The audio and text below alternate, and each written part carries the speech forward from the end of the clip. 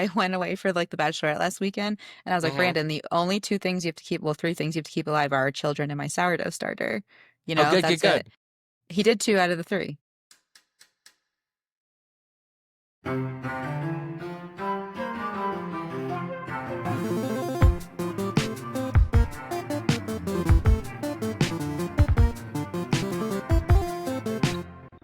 All right, everyone, warm up those brains. It's time once again for the Get More Smarter podcast. This is episode 231, and I'm Megan Burns. I'm Ian Silveri. This week on the Get More Smarter podcast, where do you get your news? Is it here? Is it there? Is it everywhere else? Who do you trust? And are you just a victim of an evil algorithm or an informed and engaged citizen? Megan Burns is here to talk about the idea of a newsfluencer, and we ask, does the podcast count? Hey, Megan. Hey. So, longtime listeners will know that Megan has been helping us out a lot in the background over the last ish year, half a year-ish? I think like half a year. Half Yeah. a year-ish. Yeah. She's the reason why you can see us and not just hear us now, so thanks for that, or we're sorry for that. You're very And welcome. Megan also filled in for me a little bit while I was on paternity leave. You can go back and look at another episode with her and Jason that was really good and did really well. The word Thanos is in Yeah. the title. Yeah. Yeah. I mean, it's still our most watched long form episode. So, like, no offense, Joe Goose, you're like still like 50 views behind me. So go watch him if you want that one to be the first one. It's Watch all of them. understandable. Yeah, watch them all. You got to watch them all, as they say. My 5-year-old recently got into Pokemon, so it is like subsuming our life over here. I But do like that. you wrote us a memo about the newsfluencer and sort of like I where did. things are heading in that direction. So I just want to start off with, what do you mean by newsfluencer? Okay, so this is like a newish term. I think it was like a couple months ago we started having this conversation sort of in our Signal channel, which, ooh, we haven't invited anyone else to that one yet. We haven't added any editors of the Colorado Springs Gazette to there yet, right? Yeah, yeah. But so a couple months ago, Pew Research released this study on this thing they're called, quote unquote, the newsfluencer, which is like a news influencer. So some of them would fall into the category of a journalist. Like I would put V from Under the Desk News there. Taylor Lorenz, I would kind of put into that category. And if anyone doesn't know who these people are, we will put links in the show notes. You should also look them up and sign up for their content and Substacks. They're very good. Yeah, V has a really big channel here on YouTube. They were primarily on TikTok, and when that whole thing went down, everyone sort of diversified their platforms. So a lot of people you can find here on YouTube too. And then there's like people who break down the news, and like this is where I think there's a very interesting like modernization, like next sort of like media 4.0 happening, where it's like there's like the traditional journalists like doing media and like putting things out under legacy publications, and then newsfluencers breaking it down for like lay people and like So it's kind Gen of like Z primary millennials. source. So Mm-hmm. reporter talks to decision maker and reports what they said and did. And then there's the second order thing going on where people then take all that and talk about it and analyze it and say what it means. Yes. And so like that, so and like there are some people who like are very good about like making like keeping it news, and then there's some people who definitely put their opinion spin on it. And so I think this is like where everything kind of gets gray and dicey of like misinformation, disinformation, critical thinking, like what is actually news and what is opinion. Um, which I think is an interesting space, but it's not super helpful most of the Where do time. you place people like, I don't know, Dan Rather, who like used to be on a legacy mainstream publication or platform as a, evening news anchor and is now like a Substacker, like as his primary form of sort of news making and analysis? I mean, I think he's a newsfluencer now, right? Like I So it's like think a like big, that big would be his bucket. title. Yeah. So what are like the, philosophy major hat on here? What are like the necessary and sufficient conditions for someone to be a newsfluencer? Like what counts and what doesn't? And you can feel free to use examples or you can feel free to sort of use descriptions. Yeah, I think it's a growing, like evolving thing, right? And I think there's like infighting already between like people who like are actual journalists and not, and like, but I don't know. But I think it's like I would honestly put it as like people who create content for a living, and the majority of their content is about current events or the Mm-hmm. news. And I think like that is like how I would categorize the newsfluencer. Do you think But I there's also like don't an remember what your question was, No, it's so okay. It's let's okay. I was doing philosophy stuff. Like, let's do more interesting stuff. No, Do you philosophy stuff is interesting. yeah, but there's like plenty of podcasts for that. Do you think that there's like an age gap in like the Yes. consumption of this and the creation of this? Yes. So going back to that Pew Research, it was 38%. I think like between 30 and 40% of just the general population gets their at least some of their news from Newsfluencer. And the younger you skew, the higher that number is. And is it So like, because there's no trust in traditional legacy media? Is it because there are paywalls on the Denver Post? Is it because they don't have an antenna on their TV or traditional cable? Like, do you have a sense of why that's the case? I mean, yes to all of that, Okay, all those right? things. Like, yeah, like I haven't had cable since 2015. I mean, we haven't had cable since Brittany and I have been cohabitating. We have not paid a cable bill. We have paid internet bills. Yeah, exactly. Like Yeah, YouTube, and fun fact about the pod, TV is now our most watched medium for our I podcast know. on YouTube. It's like very weird to consider the fact that like people are watching this on a television in their house because that Right? is the opposite of what we intended when we started this. Like you were You're supposed to be welcome. like listening to this while you were walking the dog or like doing the dishes. You were not supposed to be sitting on your couch watching us. So thanks, Megan. You're welcome. I mean, it's just like I think it's like a lot of like multiple screen theory, which is like a whole nother topic. Um, and so I think it's definitely that. It's definitely the lack of trust in institutions. Like I think specifically like it really fell when this past election with Jeff Bezos like pulled the plug on endorsing I from mean, the we Washington canceled Post. our Washington Post subscription, like as a company, Hmm. my company, and then as a podcast, we had two, and now we have zero. Yeah. And I think like we are acutely aware now of how much money plays into this, like and into like legacy media, like being able to own people's opinions and voices and that sort of thing. Like I think we're so blessed in Colorado to have someone like Kyle Clark from a local And the news rest of station. our local news outlets. I mean, the fact like Yeah. my company does work in a bunch of other states, and the fact that we have a Newsline, a Colorado Sun, a functioning Denver Post, like a legacy media, like statewide paper, a bunch of doing well and in some cases thriving local news sites, and then like good commentary and good anchors on our main broadcast like local news stations is not just a blessing, it's utterly unique. It is. And I've been thinking like not to like deep dive for a minute, like rabbit hole spin of like my brain. I've been thinking so much about like our news ecosystem ever since the Corey Hutchin episode and how we were so different from the general election.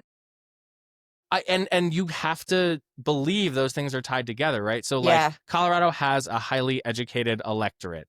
Colorado Hmm. has an above average news consumption, whether that's traditional Hmm. or new media or this media 4.0 that you're talking about. Obviously we do. The fact that we have like a 5-year running state-based political podcast Yep. is also unique. Like most states don't Yeah. have that. Like I can only think of one, and it's regional in Appalachia and not like even state-based. So like yeah, we are unique in all those regards. And then, of course, we like resisted this red wave that seemed to have Hmm. taken a lot of the country in the 2024 elections. It's hard to think those are unrelated phenomena. I completely agree because I like to think of like, so there's been a lot of like media too around like just how much share of voice and real estate the right owns online lately, even though they cry like, you're suppressing me, like no one hears our But voice, that's which is like part of the game, isn't completely it? untrue. Yeah, That's it part of the is. game. They go, wow, like no one covers us. We're being censored. And everyone's like, oh God, we can't possibly censor them. And then they boost them 2, 3x. I think what you're talking about is this Media Matters for America report that came out a Yes. couple weeks Yeah. ago that showed just an absolute domination of all Hmm. digital channels by Yep. outright conservative and then right leaning outlets and platforms and content, especially versus left leaning or even center leaning, whatever that might be. Yep. And I mean, this is like my like niche and what I love, this like talking about this kind of stuff. And I think like if you think about it, like, this has kind of always happened, right? The like conservative voices like buying up, like first it was newspapers, then it was radios, then it was local TV, and now it's like social media platforms. right? They conquer, conquer, conquer. Mhm. The left does have they are trying to compete here. I mean, it's not from lack of effort necessarily. You have the sort of pod save kind of crooked media thing that happened after Mhm. 2016. Then you have the sort of more leftist, like Chapo Trap House, bad faith kind of content that Mhm. seems to be popular in a, niche. You have like things like Lever News run by David Sirota that Yeah. are breaking interesting Colorado? stories, and yeah, Colorado based organization that's doing great podcast series on dark money and things like that. And then you kind of have like, you know everything else from video game streamers who occasionally talk about politics to, shows like ours. But I guess, like, why is it just they are investing in it? You also, I should mention, Courier News and then States Newsroom. Courier I think News, yeah. States Newsroom is kind of like center of like straight down the middle news coverage with like a progressive leaning opinion page. But when you look at Courier News, they're sort of trying to take the model and upend it a little bit and say, like, we're Yeah. going to cover lots of stuff and we're going to have people eat their news vegetables too, right? Yes, exactly. And, like, I think Courier is specifically interesting because they are very much, I would call, like, a social they were social first, and then now they're kind of, like, again, blending those 2 mediums with, like, because they've launched a bunch of, like, local newspapers in red areas, which is super interesting. Um, but yeah, I think it's just, like, this it is it's really easy to grift to the right, we often say online, because it's just, like, easy it's easy clicks, it's easy to flow through the algorithm, like, having and I think, like, the one thing, and I've sort of talked about this, like, coming from the private sector and, like, working with nonprofits and it's, like, in the advocacy space now for the last couple of years, is, like, there are so many ways to reach people, and, like, I work a lot in content marketing, right, with influencers, newsfluencers, and it's so much easier to reach people in spaces and talking about things that they already are and then add politics on top. Like, I think a lot of the times I take for granted how regular people are. You know what I mean? Like, who people who aren't as tuned in. I mean, we And spend all our time thinking and talking about politics. That makes us utterly different. Like, we are not the yes. mainstream. We are not the normal, but we think everyone else is having this conversation because we're always having this conversation. Yes, exactly. And I think it's like uh, and so, like, when you reach people, it has to be in this, like, very much, like, normie way. And so that's, like, why this last cycle it came a little too late, in my opinion, from, the blue side of, like, working with lifestyle influencers and, like, something that I'm, like, really proud of is from my beauty days. I used to work in beauty. I had an influencer who I stayed friends with, when I was at Overtone, and I was like, "Hey," I was working with a abortion rights group, and I was like, "Hey, like, would you want to be part of this group? Like, we're gonna do this, like, event," and she loved it, and then afterwards she posted her because she's basically a thirst trap, you know what I mean? Hmm. And she A good looking gal who brings people in, at yeah, least she's a because professional she's dancer, there. yeah. You go. All right. She danced for Pitbull, like, she danced at the Super Bowl and stuff like that, and yeah. And she posted her first ever, like, political content after this, and it was just kinda and, like, the response she got from her, like, 25,000 plus followers was like, "I'm so glad you spoke up." And I think, like, there is this, like, interesting thing happening with creators right now of, like, people who are staying neutral and people who are speaking out and, like, where that's sort of falling, which is interesting in this space. Let's dig into this a little bit more because it seemed to me that toward the end of the last cycle, there was this recognition that we were losing the argument online. We, Democrat, the blue team, left, Mhm. however you want to categorize it. Um, and there were sort of two what appeared to be bad answers to it. Bad answer A was like a pay to post model where people reached out to influencers and offered them money to say things like, vote for Kamala Harris. Mhm. I want to like I bucket hate that over that. here. And yes, same. Because I think it doesn't fucking work. I mean, No, it doesn't. it's inauthentic and like go get your bag, right? Go get paid. Oh, yeah, Like, as an influencer and a creator, like, take the money. yeah, Like, if, go like, people ahead. are gonna, like yeah. Nobody's against that. This even reared its head this week when Elon Musk got into a fight with Hassan Piker over Assassin's Creed. Did you Yep, love follow oh, this of course one? I saw that. Of course I did. All right, so I let's am pocket that for chronically a online. second. Right. So let's pocket that for a second. The pay to post model. And then there was a sort of like influencer stable model, I guess, for lack of a better word, where you kind of like pitch influencers as if they're reporters and say, hey, we think you should care about this and please do this for free. And I think that has like some interesting mileage. Let's take the first bucket and talk about this pay to post thing. I have my theory on why it didn't work. What's yours? I mean, it's just advertising. Like when you boil it down to its core, it's like paying to get a media spot. It's like it is old school advertising wrapped in a pretty bow. And the online people are so in like understand what advertising looks like now in such a way that's been just so ingrained to us because everything is an advertisement constantly that it's just like bullshit. You know what I mean? Okay, so that's what I think is going on. I think it's that inauthenticity. I think it's that Yes, it radar is. detector that online people have. Because, like, if your audience is online people and you're trying to sell them a Hmm. product, doing so in a ham fisted or inauthentic way is automatically going to, at minimum, not work, at worst, Yep. backfire. Yeah. And like, no offense, but we're all online people now. You know, some I of us tried are more so hard to chronic than fucking others. quit. Like, I tried after Brittany got elected, I was off of everything for a full ass year. And then because like that was around when Musk bought Twitter, and I'm like, I don't want to fucking give this guy money at all. I despise this person. I think he's dangerous, and here we are. Yep. Um, but now I'm like sucked right back into it, mostly Oh because of yeah. Blue Sky. So thanks to all our followers there. Yeah. Almost Yeah, 70,000. So it's push us really over weird, the edge if you're not following us there. I'll really plug weird. us. All right, so that's bucket one, and it doesn't work because it looks like an ad, it smells like an ad, it happens to be an ad, and people can just kind of tell, and they tune out, and the persuasion effect doesn't happen. What? Well, and you literally have to put hashtag ad We're supposed to, right? if it's over $500.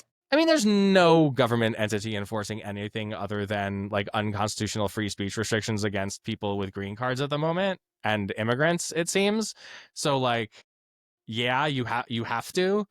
Yeah. But all right, whatever. Park that for a second. What about this other thing? What about this? Like, I have this theory that I've been exploring with some of my clients on my like other job side, which is like you have to start treating people with big platforms just like reporters, and you should be pitching them stories just like reporters. So, you know, for instance, when a member of Congress has a bill about food safety, you want to go to people who are in the nutrition influencer space and pitch them on Hmm. maybe you want to talk to this lawmaker because they have this thing that you care about. Is that a valid theory? Is that what's happening right now? I think yes, specifically with people with larger platforms. And so for our audience, so the way we talk about it and there is a difference between influencers and creators. So Can influencers you are like actually define that difference here? Yeah. yeah. So influencers are people who like influence you to buy shit. So you think of your Alex Earls, most celebrities like Chrissy Teigen, like things like that. Like they run a lot in the hashtag ad category. And then And there's they're basically creators. just like spokespeople for brands, just like they would Hmm. be in a Vogue Yep. magazine shoot, but it's on Instagram now. 1,000%. And I could wax poetic about the what is actual celebrity and importance and influence now in today's society. Forever. So anyway, so then a creator is somebody who like creates content. So like this is somebody like Brittany Broski is probably like the biggest person, right? Like she got famous off that kombucha meme. She then like was like just like creating content. She's a really like cool YouTube channel, and like her whole thing is like called the Royal Court, where like she brings people on to like join her royal court, which is like a fun YouTube channel. And so like I would put like her and people like that like in a creator bucket, which also feels more authentic. So like working with a creator versus an influencer is like I would say step one in the vetting process for brands and orgs. So an influencer is sort of like, I am here to market things, and their Hmm. audience knows that, and they know that. So brands approach them with these sort of transactional deals and say, Hmm. will you promote our product? And they will say, yes, for this much because I like it and believe in it, or yes, for this much greater amount because I don't really care about it. Is that fair to say too? 1,000%. Like you can see like I think like the biggest like most recent controversy was like around there's this big beauty TikToker called her name is Michaela. And like she like put false like there's like a debate online, highly debated, like whether or not she put falsies on to like promote this mascara. Right? So like that is influencing. It's basically like traditional advertising. So are these like exclusive, mutually exclusive labels, or are there like creators who are also influencers and influencers who are also creators, and does it matter which ontological label goes first? I think it depends. Like some creators are very adamant about like they are creators. You know what I mean? Like they don't want to like put on that influencer hat. Like they don't want to do any of that. I think like, and I would say like influencers, not to knock on any of them, but are like way less like they're very business savvy as opposed to Right. like artists. I would put, you know So what I mean? Like that's kind of okay, like how so I would that differentiate that. might be a good line of separation or Yeah. demarcation where it's like these folks are in it to make money and do ads and that's the game, and these folks are in it to make art. So it's like art versus commerce. Is that like a fair Yes. dividing Yeah. line? Or at least Yeah. how you prioritize it, because these things can be in Yeah. ratio. Yeah. So then creators make their money on like the ad revenue, more or less, that Hmm. happens with their content, and then influencers Yes. make money by doing deals with brands. Yes. And like that, like it definitely is not mutually exclusive because, you know, I'm gonna say it here, like I think brands and org should work with creators more now moving forward. Like what like specifically like I think I started talking about this and my ADHD brain like moved on, but like so there's like nano, micro, mid-tier, macro, and then celebrity style. And Like this that's is kind of how like we total categorize. follower counts on each Hmm. platform puts you in one of these categories. And then if I'm not mistaken, that also like affects your monetization scale, right? It does. Yes. So can you Yes. define those ranges and talk about sort of what that means practically? Yeah. So like I would say like if you're in like it's so hard though, right? Because like I would say like the more modern way to look at this is like go nano, go micro, because those people are so niche and actually hold and their engagement is usually so much higher. And honestly, like we used to say this all the time when I was in private, but like followers don't equal sales, right? So it's like it's really about that engagement and like how much people trust. And I say that the reason you work with creators is to like jump down that funnel. So you don't spend all that money on like awareness.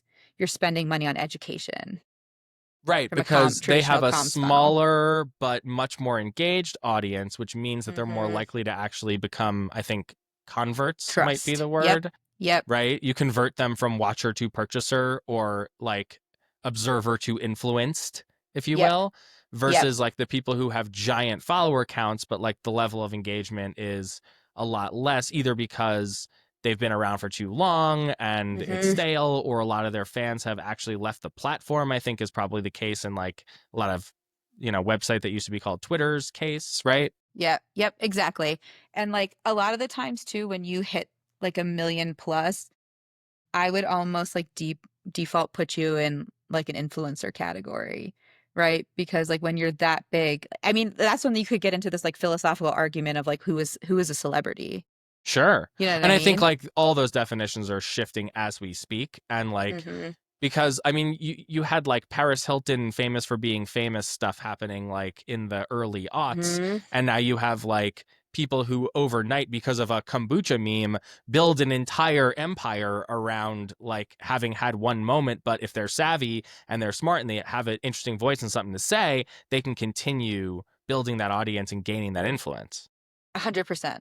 Yep. So what does this mean for like the overall media information ecosystem? I mean, it's not like the New York Times is in danger of failing, but what about medium-sized news outlets or smaller news outlets? I mean, does this present a direct threat to those?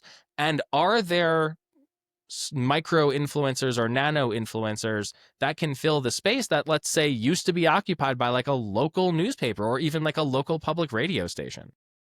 I really think like that's like where it's going. I'll use our local Court of Ecosystem as an example, but there is a creator called Raina King Denver.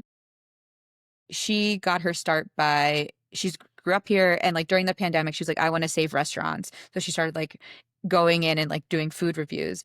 And this last cycle, she actually worked with the mayoral race to get people to get out to vote and has started like moving into this political space.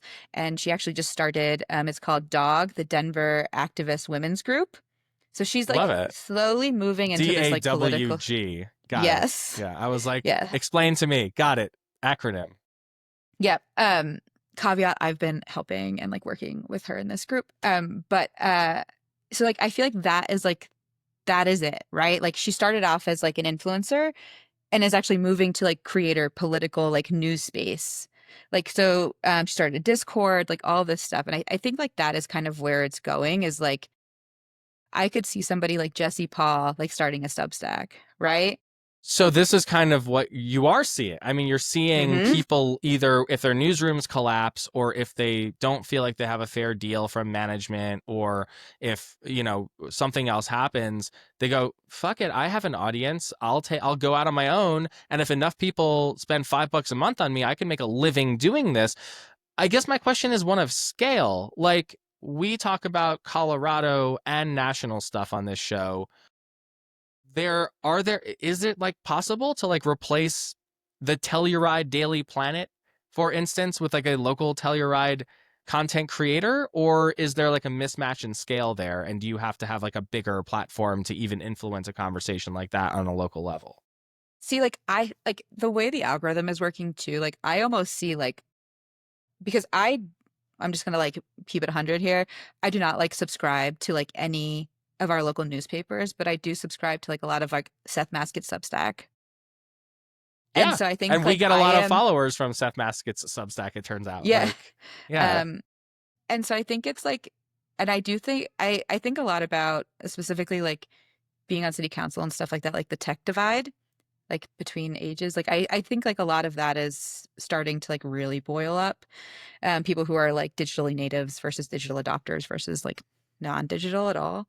And and so like I would like if someone was like, I'm gonna start a Telluride newspaper or like Telluride Substack and talk about restaurants, where to stay, news, anything like that, that then gets like picked up. Like I could see that like becoming like the new AP, like a new newswire system of like local things getting picked up. It's almost like a retweet, right? Or like, Totally. And yeah. Substack lets you do restacks, like so Hmm. that all makes sense.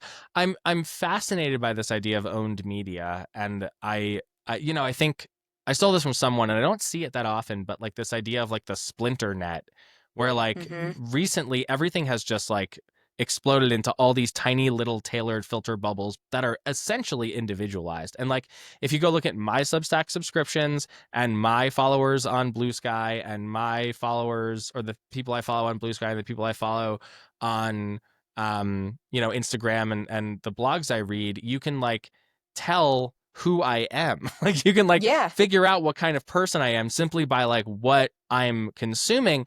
So I guess the question is, or a question is this just a feedback loop? Are people just subscribing to the things that they already agree with and getting fed their own opinion a bunch and a bunch and a bunch? Or is there hope that like you can use this new media ecosystem to actually teach people things they don't already know? Okay, I'm obsessed with this question because this is like what like this is my hill I will die on.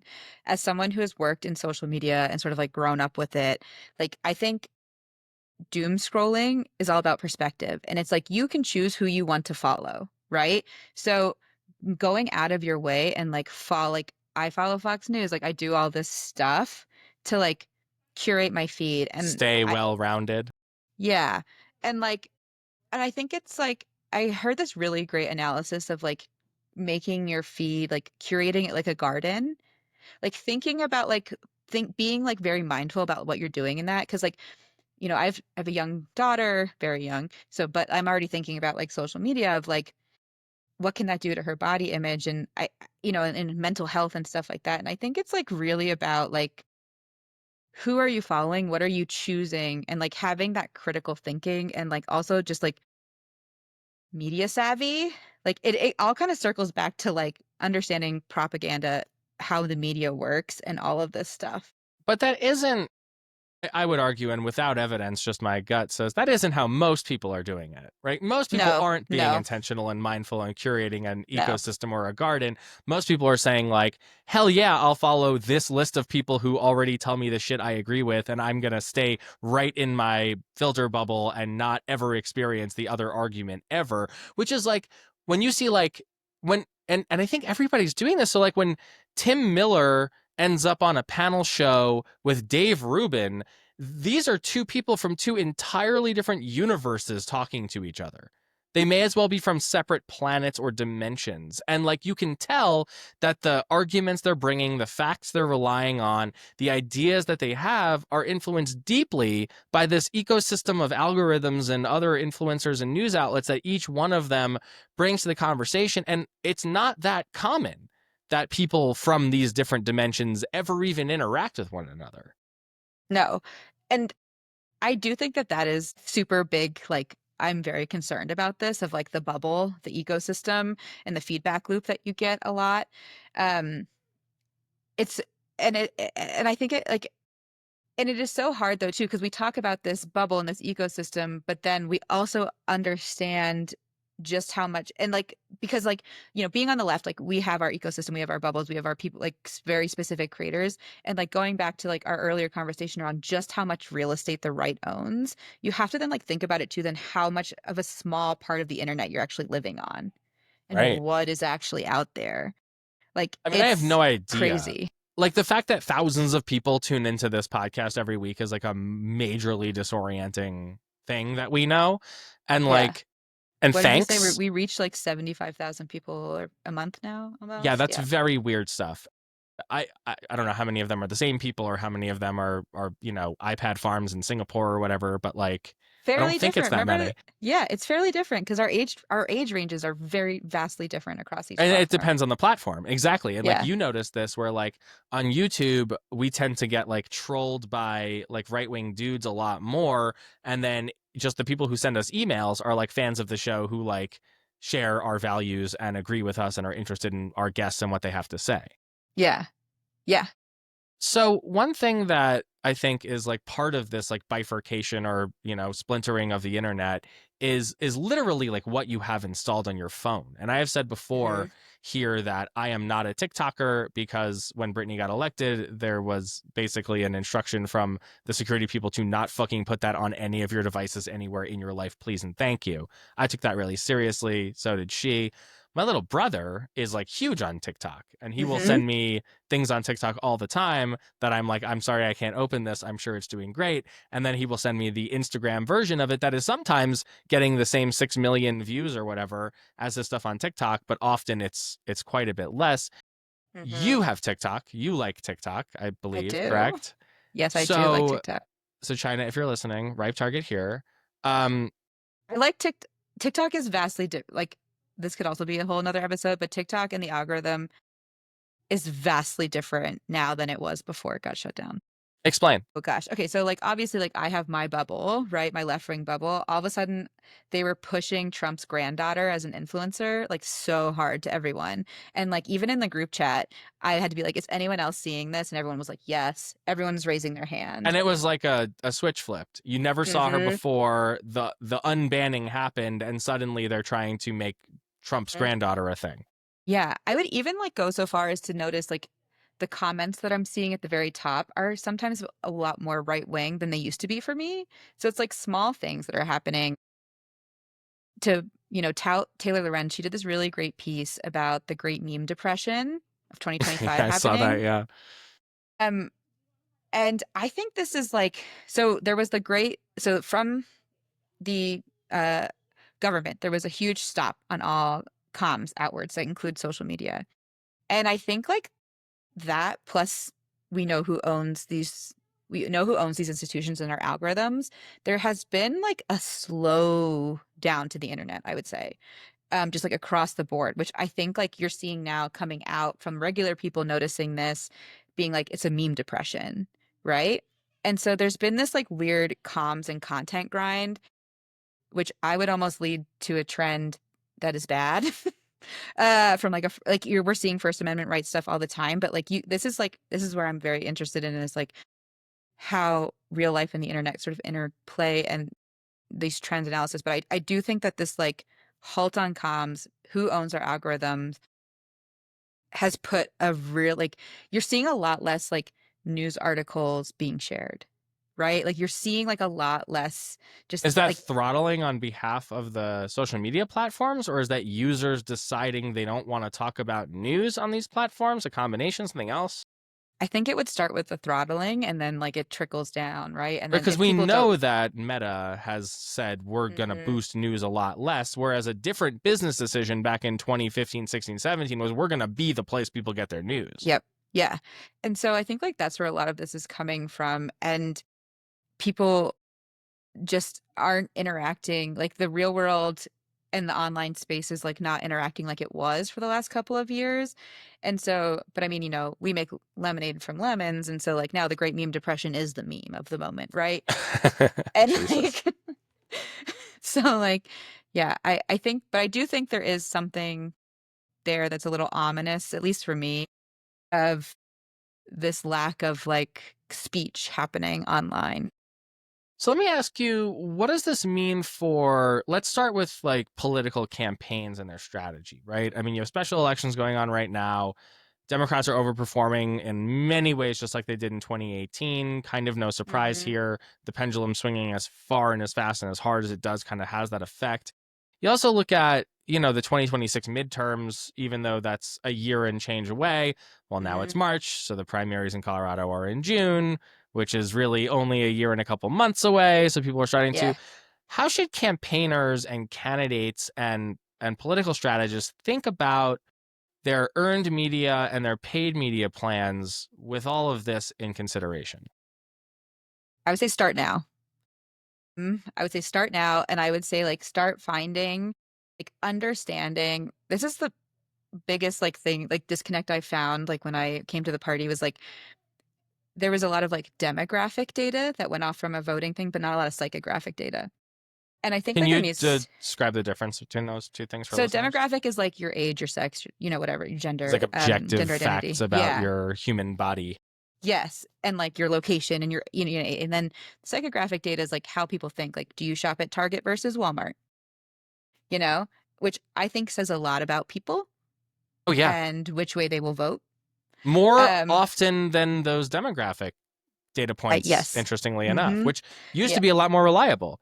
You used to be able Yeah. to look at a almost 40-year-old man in my zip code who lives in a household with another registered Democrat and is a registered Democrat and be able to tell lots of things about me. Mm-hmm.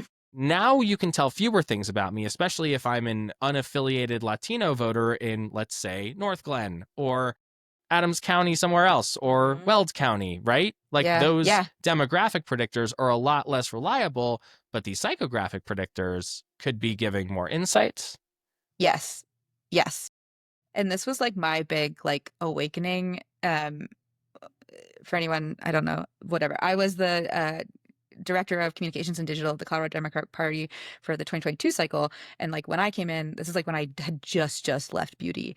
And I was like, what is this? Like, I need to know where people are spending their money.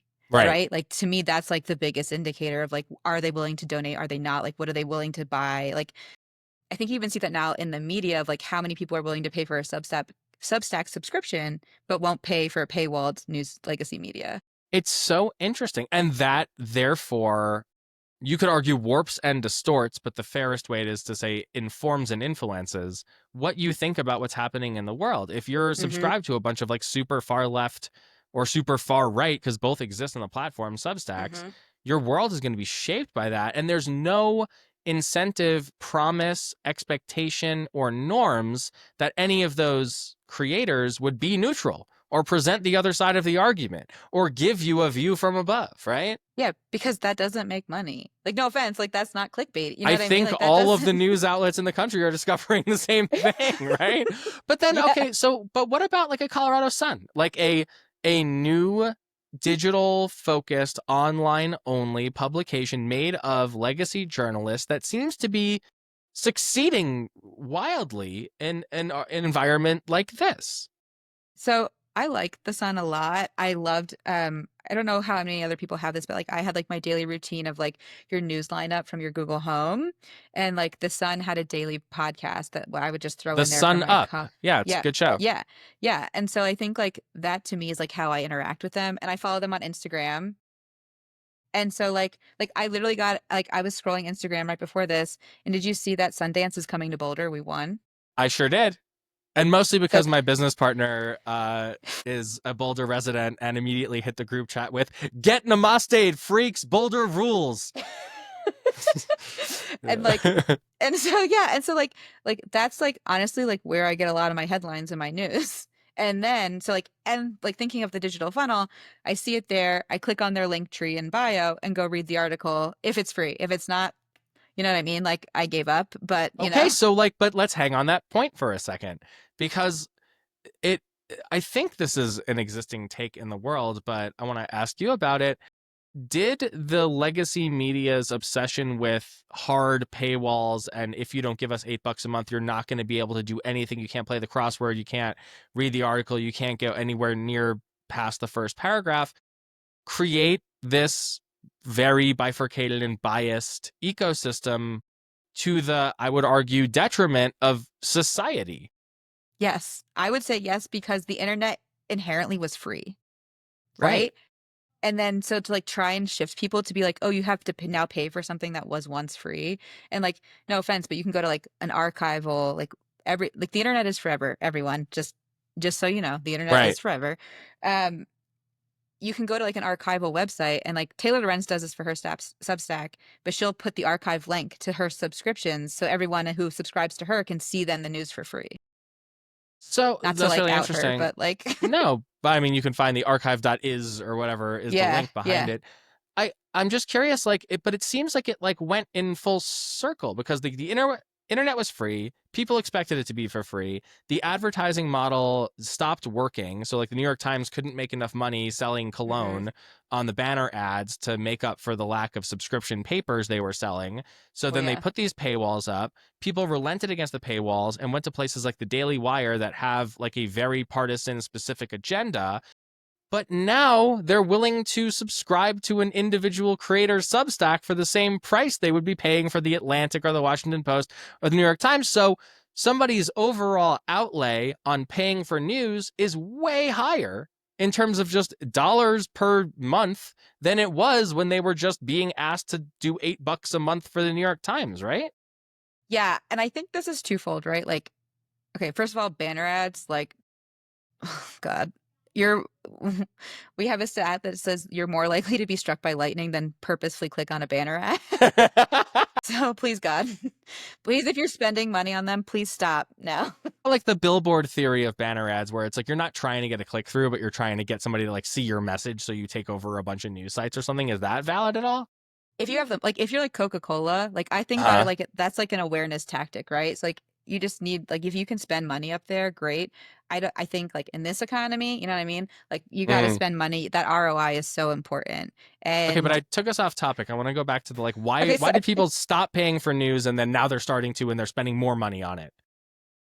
okay, so I think like everything is a subscription now, right? Like we're moving away from cable, we're moving away from like this old thing, and now everything is piecemeal. And so like I don't think people realize they're spending more because also everything is digitized. And I also think it's like again that trust, right? Like, and I think it's like, and it's about the curation. Like I Oh, so follow you're this paying girl. for like that service more Hmm. than you're paying for the content, or at least as much. Yeah, and I think it's like a little bit, and this is like a psychology thing, but I think it's like a little bit about clout too, where it's like, oh, like this is what this person said, and like mimicking it. And like I think like you see a lot of that coming out of this like creator influencer space of like, oh, this is what this person said. Like, the Daily Wire says this, so this is what I think. And something I'm also going to get on my soapbox for one more time about like being chronically online is like I pause myself a lot and say to myself, is this what I think or is this what I read online? But you're doing critical thinking that most people aren't doing. Like you're I know, but curating I your but I want news. people to do it. Sure, same, but like, all right, I maybe we can get into the like how to develop better information hygiene thing in a minute, but I'm still very so I subscribe to like 4 or 5 non-traditional news things that I actually pay for, right? And Hmm. it's like the QAnon Anonymous podcast because they're hilarious and I like them.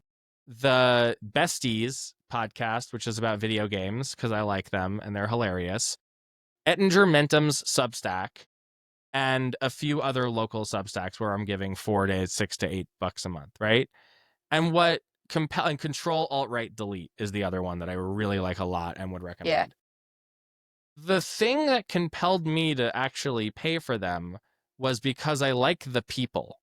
It the was entertainment I want value. yeah, it was I want Liv Agar and Julian Field and Travis View to be able to go and buy pizza and not have to go get a day job. So I'm giving them my $8 a month for their QAA podcast so that they can keep doing it. Same goes with like Ettinger Mentum, who I like happened to meet on a train one time. Ooh. So like basically you're gonna bankroll these people to feed your internet and news addiction. So that's the question. I guess that's the question. And like, I never assume the reason why I do something is the reason why anybody else does it, because I'm a real freak. But like, are people like when you hit the Substack, beg wall, when you subscribe to something and you hit the free button instead of the XYZ a month button, are you doing it because I want this information but I'm not yet willing to pay for it, and then getting converted as like they do a paywall on an article, or there's a premium feature that you want? Or like, is it just like, I like this person and I think what they're saying and doing is valuable, so I'm willing to support them? I think it's like because I think there is like a funnel, but I do think it's that entertainment value, right? Like listening to this podcast to talk about like, is this a newsfluencing podcast? I would argue yes, is a lot more entertaining than, sometimes reading the Denver Post. Yeah, and I think like what's interesting is that between Jason's blog, Colorado Polls, me going to start to do the Substack again soon, our giant and weird and somewhat different Blue Sky following, and then the actual conversations we have on this show, we're hitting a lot of different audiences with a lot of different Hmm. content all at the same time, which I think has been good. I mean, we bring in people because of our takes on national stuff on Blue Sky to the podcast, who then become listeners and then become evangelists and then bring in more listeners. Exactly. Yes, that is the cycle. It's really interesting. Well, so where do we go from here? Like how, so we talked a little bit about how campaigns and strategists should be thinking about this. You say start now. I mean, for the Mm, 2026 cycle, we both kind of agreed that the pay to play, pay to post thing is kind of like not the angle. So what would you say to a member of Congress or a member of the state legislature who's running for a statewide office in terms of like how to utilize this insight that we have? yeah. I would say hire yourself a really good digital director now and like start thinking through like anything that's in your stump speech, like that becomes your core content, your evergreen content. Like keep hitting those points. I would also say like follow Jeff Jackson, follow AOC. Like I think they are the future. Like I Jeff think like Jackson, the Attorney General of North Carolina, who was a member of yes. Congress. AOC, obviously, Congresswoman Alexandria Ocasio-Cortez. Yes, as you can see, um, big, very popular. And I think it's like that firsthand account of like what is happening and like breaking things down for people is so important. But it is a double, I mean, everything social media is a double-edged sword. Like, let's just be very honest about that, right? Like, and Jeff Jackson got a huge following on TikTok, but then voted to ban it. And people were pissed and he lost a lot of credibility. Um, but he's Really slowly interesting. building it back. He just posted his first TikTok again, like a couple weeks ago, and like he's Did like, he address the elephant? Was he yes, he like, he talked about it like right after the vote, and people were like, we don't believe you, um, and so it's like I would say like just be on like authenticity is going to be everything moving forward and in this age of mis and disinformation and like constant like influencers selling you shit and like all this stuff like be yourself and be honest like and if you're gonna like vote for something like say why and I think clarity and honesty is going to be everything moving and forward. it's a sea change from like the school of thought that we had when I was a press guy in the state capitol and at the state party, where everything needed to be highly poll tested and very controlled and very like manicured and very professionalized. And I think these two things are in tension, and they kind of provide their own pendulum, where like if things are too highly produced and controlled and edited, people want something more raw and real and authentic. I wonder if the pendulum goes back the other way. If everybody crowds into this rugged, raw, authentic thing, are people going to pine for the days of scripted, highly produced stuff? I don't know. Or maybe it's linear. I think it like depends who because like I would love for Lauren Boebert to be more scripted sometime, you know what I mean? Yeah. Like I think like it depends on like what it is, but like I do think I do think there is a shift and I don't know if this will ever go away of like wanting your representatives to reflect you. I'm in politics at like the very local level and I joined because I'm a millennial mom. I'm of the average age of Adams County, and no one was up there reflecting my voice or my ideas. And so, I think like understanding that, and I think like calling out systems for what they have been built, like, you know, is going to be really important, and just like keeping it 100 with people, right? Like I think everyone is really tired of the bullshit. I think we're tired of the grind. Like people are legitimately tired. Like, you work like 1,000 jobs, like, and I think so just like keeping it easy and fun. I think that's like you could even argue the rise of Fox News and infotainment is this is kind of like led us to where we are now with the Newsfluencer. Well, this is really interesting. Any final thoughts on the Newsfluencer before we let you go? Um, okay, people you should follow. Yeah, good. Okay, so V Under the Desk News, great, great, great.